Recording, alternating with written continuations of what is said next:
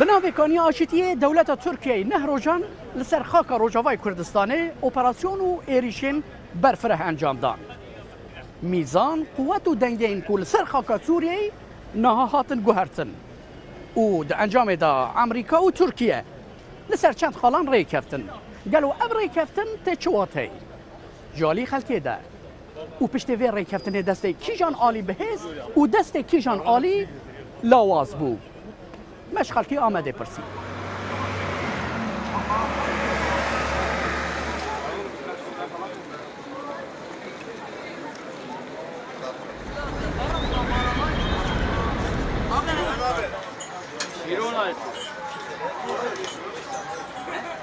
Fi keskî qazanç kirvê tinê ê ku pir henda kirî, ê ku xweynê dirêjin, ê ku qetil dibe, ê ku tê kuştinê, mala wî şewitê, mervan ca bikar vê ji wan bipirsî, hîsê wan, dûyiyê wan daha farqlî ne, ê ku zarar dikin ew in.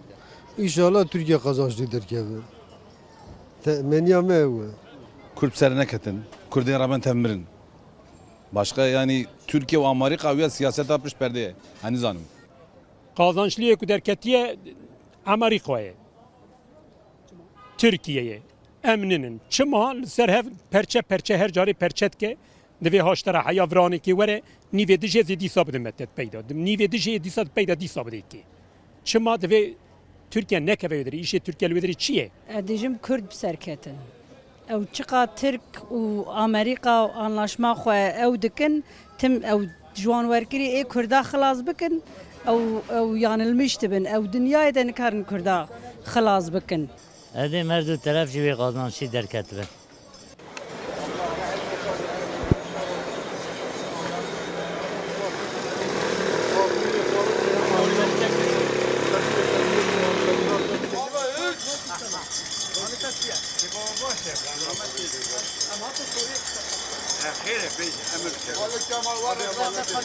Bir şey söyleyeyim mi sana?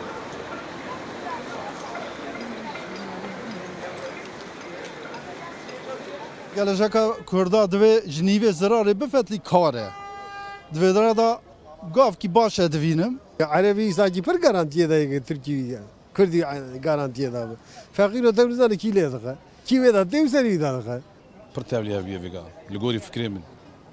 Pêşa roja ti Kurdî nexuyaye ti Kurd net ewlehiyê daye. Ti kes net hezûrê daye. Ava em dixebitin xebata millê me dewlet dibe tev dike tank û top û bomba bi serserê me dat barîne. Pêşa rojê de Kurdê rabin se xwe înşallah tevê destê xwe bidin hev û ê qarşî vê xûnrojê derkevin. Tu garantikî watinîne. Tu garantikî watine. Amerika jalîkî dewan kullanmış dike. Rusya jalîkî de dike.